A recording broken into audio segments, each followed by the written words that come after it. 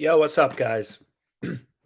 Figured I'd do a quick little live stream. We'll go through prize picks as Taco Tuesday, and we'll try to find some other bets. I mean, wherever there's value, I say it all the time. I don't really care what I'm betting on, where I'm betting. If there's a good bet, we're going to take it. So let me share my screen and we can kind of go from here. Also, someone mentioned on the previous live stream that Sleeper, so let me actually just exit out of Sleeper. They're running a promo on Mitch Keller. So let me just exit out of Sleeper. I'm not sure. Last time I wasn't able to bet it, but I've explained before. So it looks like now it is good to go. So on Sleeper, you can see the best thing to pair it with.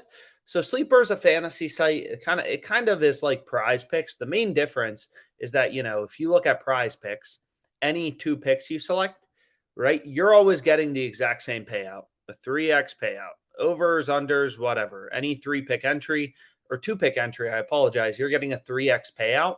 Whereas on Sleeper, it's a little different. Like you can see the over and under, they have slightly different prices and payouts and stuff like that. But anyways, what I'm going to go with are these two plays. If they take it, I mean, it wasn't working earlier, but we'll see if they're able to bet it. But you can see they're bringing Mitch Keller's strikeout line down to 4.5 strikeouts. So these promos, I mean, easiest money you're going to make sports betting is going to be from these super profitable promos. So it's not letting me bet it. It keeps saying it's expired. And then if you go to their player strikeouts, it keeps saying this is available for 8 more minutes. So pretty annoying. But regardless, let's get back to prize picks. Whatever. We won't dwell on Sleeper. So we can pull up prize picks on this little like fantasy optimizer thing, whatever. We can also pull up the positive EV tool. So there were some pretty good bets on, Fliff earlier. This play seems pretty good as well right now. I mean, if you want more of a long shot bet, I mean, under 7.5 runs at plus 255 in the Nationals game. So the EV tool, it's pretty simple to use. It's comparing prices, right? It's looking for big outliers and where books are setting the line. So, in the Diamondbacks Nats game, the average line is roughly plus 223 on the under. Fliff is giving you plus 255. That seems pretty good. So this game's about to start. We have like 8 minutes, so it says about to start. But regardless, you can still bet on it. I've noticed Fliff does that, pretty often. So let's go ahead. Let's just kind of hit this. And I've explained before, but you can pull up a line movement chart, and it's not always clear, like, why are lines moving the way they are. A lot of times in the MLB, it relates to kind of like lineup changes, whatever, especially the player props you're going to see on OddsJam or any good player props you're able to find in general. Like typically MLB lines tend to move a lot.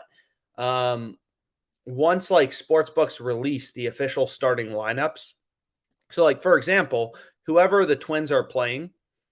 So Jacob deGrom to undergo, Tommy John surgery. That's not good. But like, long story short, like once official lineups are released in the MLB, whoever the Twins are playing, so we can actually just see whoever the Twins are playing, you can just kind of go here. They're playing the Rays.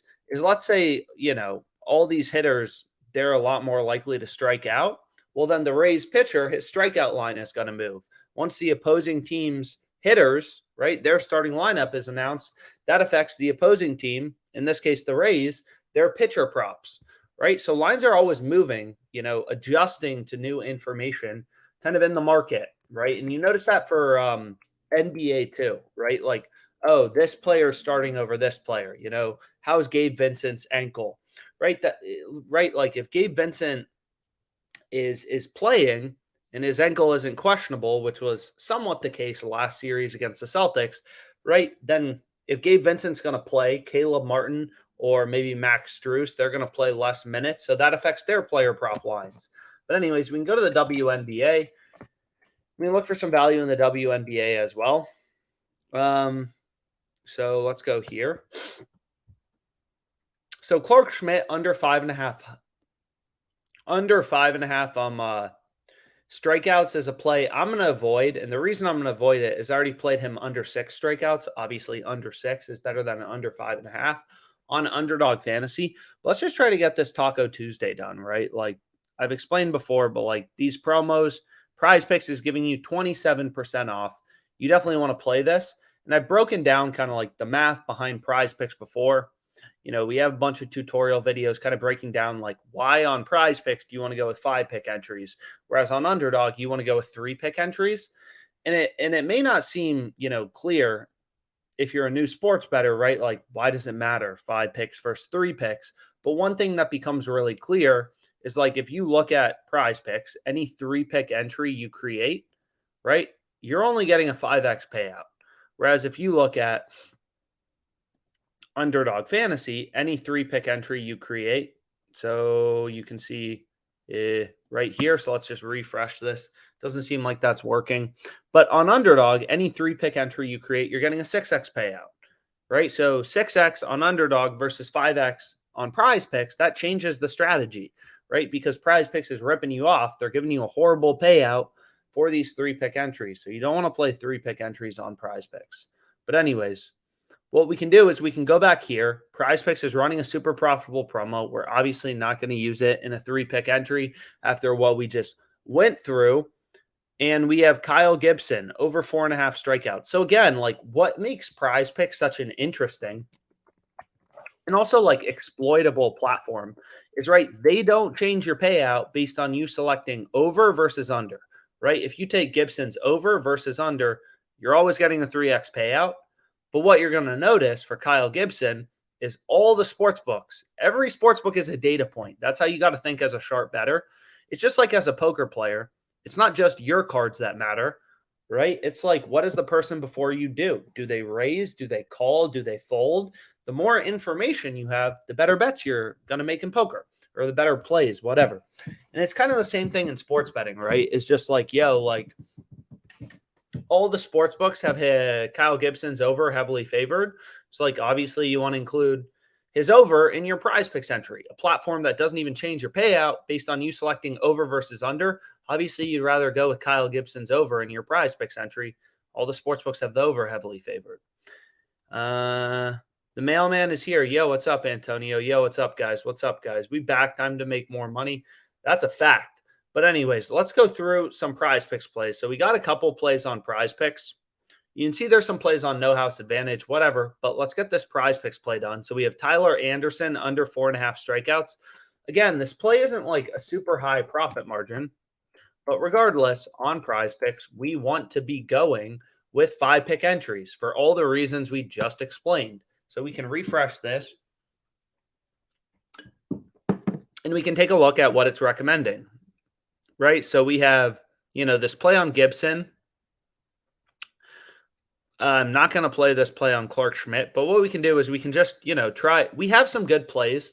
So again, what this show line differences tab does is it kind of uses like, we'll explain it in a sec. First, let's just get this play done. So we want to go to hits allowed. And who's this guy?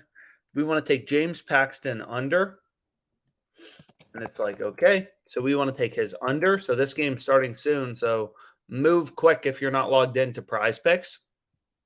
And then what do we want to take? We could take Jokic over 10 assists, but I've already played that. So maybe we take Matthew Liberatore under 4 strikeouts. So it's like, okay, so we can go here and we can go to strikeouts. And then we want to go to Matthew and try to move quick, right? Like you'll see it sometimes on PrizePicks, but like the great plays, they're not going to last forever. So if you're trying to tail this, like move quick. If you were on the previous live stream, we gave out some plays on Underdog, whatever, like a lot of these have probably moved. I mean, I have no idea, but you can take a look, right? Like Kia Nurse, where's her line now? Well, her line is at 9.5 points. So Underdog bumped it up. We got Nurse over 9 points. Now the line's at 9.5, which is obviously worse, right? You'd rather bet over 9 where you're pushing if there's 9 as opposed to 9.5. What about this play on Elisa Boston, right? Her line's at 14.5 points. We took her under 15, right? They moved her line to under 14.5. So that's what I went with for Taco Tuesday. And again, like PrizePicks isn't the only book that runs promos every Tuesday. FanDuel, I mean, I've broken it down in other videos. This promo is worth a lot of money. It's called Dinger Tuesday, and I have some videos about it. I kind of talked about it a little on other live streams. So I don't want to sit here and just be like, yo, if you have FanDuel, bet Dinger Tuesday. But if you have FanDuel, definitely bet this promo, right? Like basically the way it works is you get $5 for free from FanDuel for every home run hit in an MLB game. If you bet $25 on a player to hit a home run. So, for example, that was a little confusing the way I worded it. But if you bet on Mitch Haniger to go yard, if he does or doesn't go yard, it doesn't matter. If there's 3 home runs in this game, right? If you bet $25 at least on Haringer to hit a home run, if there's 3 home runs in this game, FanDuel gives you a $15 bonus. If there's 1 home run, they give you a $5 bonus. If there's 5 home runs, a $25 bonus. So it depends how many home runs are in the game, $5 bonus per game. But the average MLB game has 2.5 home runs per game, right? So you're looking at 5 times 2.5, roughly $12.50 in value per MLB game you bet, right? So this seems like a pretty good play. And again, like some people are like, oh, but this guy may not hit a home run. And it's like, yeah, true. I mean, you're gambling. He could not hit a home run. But what you can do is you could also hedge, right? So DraftKings and Bet365 have him to not hit a home run. So on FanDuel, you can get him to hit a home run plus 520, right? On DraftKings, they have him not to hit a home run at minus 600, right? So if you wanted to, you could hedge, right? You could bet $25 on Mitch Haringer to hit a home run at plus 520, and then you could hedge roughly $130 on DraftKings on him not to hit a home run at minus 600 odds, right? You obviously want to take the best odds when you're hedging. And basically, you're going to lose $2.86, right, by hedging. So you're locking in a loss, right? Locking in a loss doesn't seem good, but you have to remember if there's 1 home run in this game, FanDuel gives you $5 for free. If there's 2 home runs, they give you $10 for free. So if this game has at least 1 home run, you're getting $5 from FanDuel. You're only down 286. So you're going to make money, right? You just need the game to have at least 1 home run. And it's like 95% of MLB games have at least 1 home run this season. So this is a no-brainer promo, right? And then you do it for the Dodgers game. So this is a play I actually have my own money on. This play wasn't available earlier. I don't really feel like logging into FanDuel and discussing this promo for like the millionth time. But Matt McLain to go yard is a really good play. I'm really excited for tomorrow. Man, I hope the Heat can get it done. This series is going to be crazy if the Heat can get it done at home. But what was I going to say? But anyways, let's get rid of FanDuel. And again, like what I used to do, I swear, it's kind of like a full-time job, which is a little intimidating when you think about it. But all these books have different promos like PrizePicks, this Taco Tuesday play I just went through. Like literally what I used to do is I'd have all these sports books. I would get home from my job. I'd get home from work. I would pull up FanDuel. I would see what promos do they have, take advantage of them. And I mean, that really is how you can build your bankroll without risking a lot of money is you just take advantage of the profitable promos.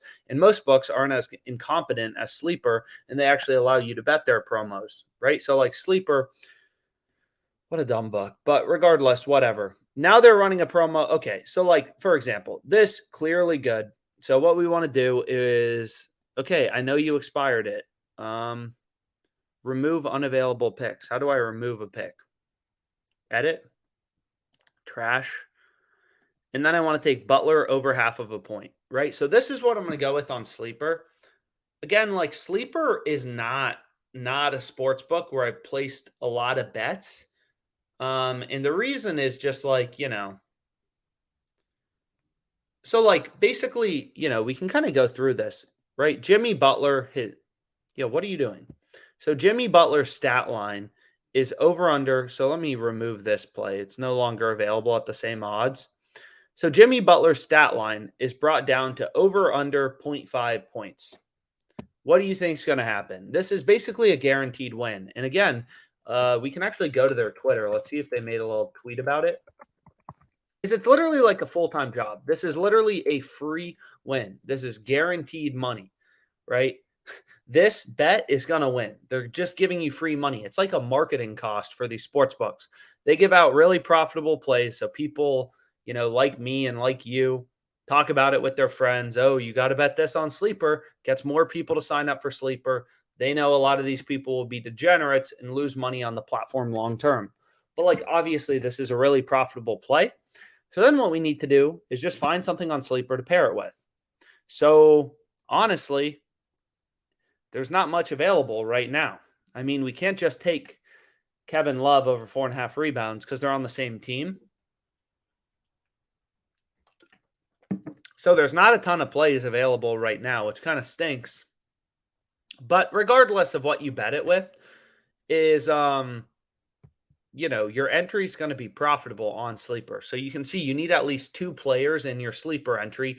This play is going to be a guaranteed win, right? So you're basically getting whatever play you go with. So for example, Peralta under 5.5 strikeouts. Like just imagine you bet this. Again, a lot of people, they don't like sports betting because it's like, oh, it's time intensive. You don't have to optimize all these promos to be perfect. So for example, if you put these 2 plays together, right? Jimmy Butler over, Peralta under 5.5 strikeouts, it's not profitable.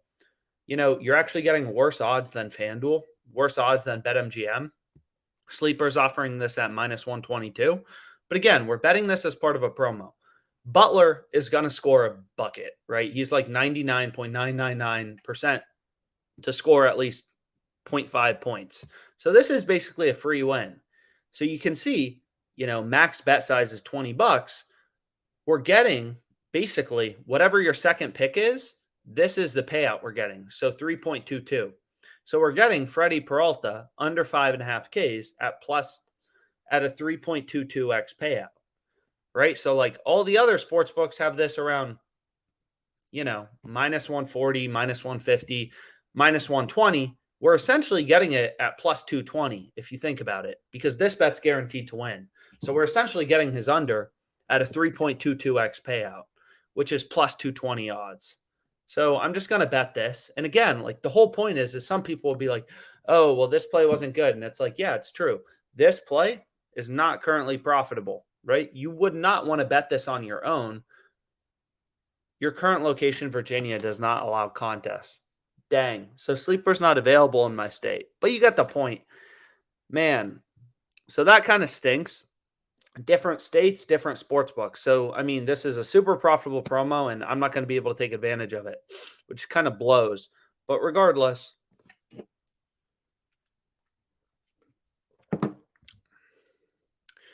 what we can do is we can kind of we can take a look. What filters? So, Fliff, no house advantage, PrizePicks. Anyways, we need some plays on PrizePicks. So we already bet this Taco Tuesday. What am I talking about? So we're done with this Taco Tuesday. So what we can do next is we can WNBA, we still got some games left tonight. WNBA, I mean, compared to the NBA. So Jock Market, a lot of money to make on this platform. So I've explained before, it's not as popular of a platform as PrizePicks. But you can make a lot of money on Jock Market. So I highly recommend signing up for Jock Market. They have a lot of profitable bets. Free square on Butler. Yeah, I'm not able to bet that. But if you sign up for Jock Market, they give you a $100 sign-up bonus. You can use my refer a friend promo code. It's just Alex, my name. But basically, the concept is even if PrizePicks is the more popular platform, you shouldn't have loyalty to one sports book, right? It's just I think the example I gave on the last live stream was if there's 2 bars, one has cheaper drinks, it's more fun, you should probably go to that bar. You shouldn't just have loyalty, so it's the same thing here, kind of. It's whatever book has profitable promos and profitable betting opportunities, that's what you want to be playing on, as a sports bettor. So we can go here to underdog. Nothing really available on underdog. So that stinks, right? You want to see a bunch of green. So this sports book, for example, when I was in California for a bit, I'm at home, I'm at Virginia at my parents' house.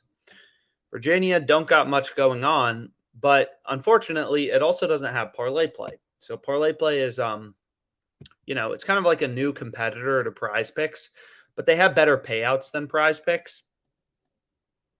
So you can take a look at this this DFS presentation, breaking down how many picks are optimal to go with, stuff like that. Is again, there's just a lot of profitable bets on this platform. So when I was in California, I made a lot of videos about, whatever, parlay play. Now I'm not there, right? I can't use that sports book. So you kind of got to whatever books you use, you got to deal with.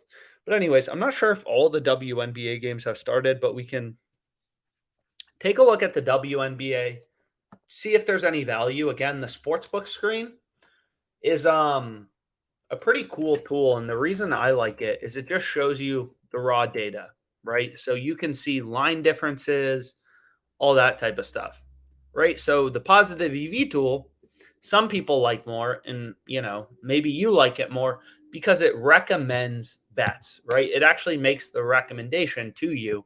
Hey, Kevin Love over 4.5 rebounds seems pretty good, right? And you look at the play, it's like, yeah, it does seem pretty good. All these books, the average line on Love's over 4.5 rebounds is around minus 170. We're getting this at minus 140 on Fliff. That's a no-brainer, right? So that's a play we want to go with. So this actually recommends to you the bet. However, the positive EV tool is comparing prices. So by that, I mean, it's comparing where do books have the line set at the same level. So for Kevin Love, all the books have his line set at over under 4.5 rebounds.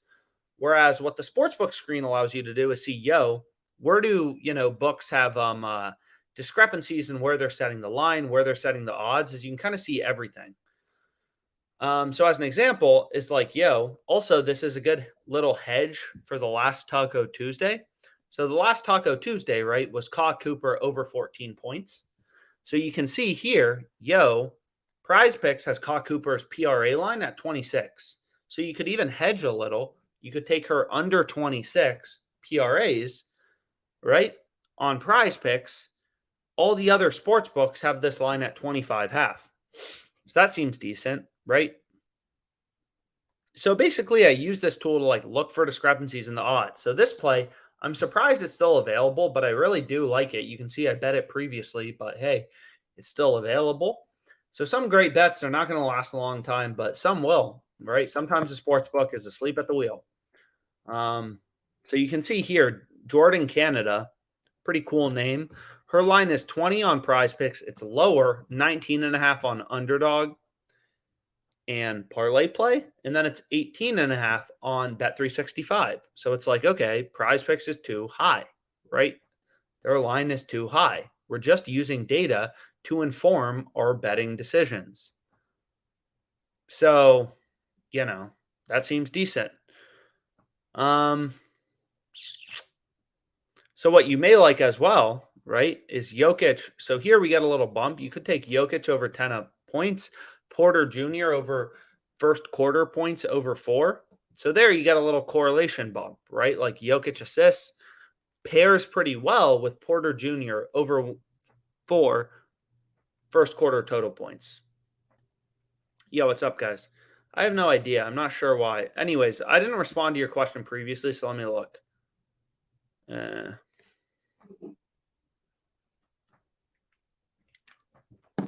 Yeah.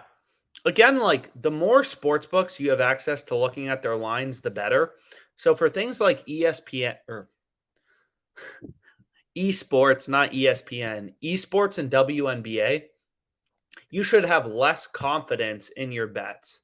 So what I mean by that is for the WNBA player PRAs, there's only 5 sports books that post odds for WNBA player PRAs. So if this were an NBA play, so if you look at the NBA, right? You can see for player points plus rebounds plus assists, there's tons of sports books posting odds. So if you're able to find a big discrepancy of one book versus the rest of the market, for the WNBA, it's obviously you maybe want to bet it a little smaller, and it's hard to quantify why. But for example, for Jimmy Butler, so if I actually just pull this up, you can search for players, whatever. Again, this is just the sportsbook screen. Is PrizePicks has his line at 39 PRAs. All the other books are at 39.5, right?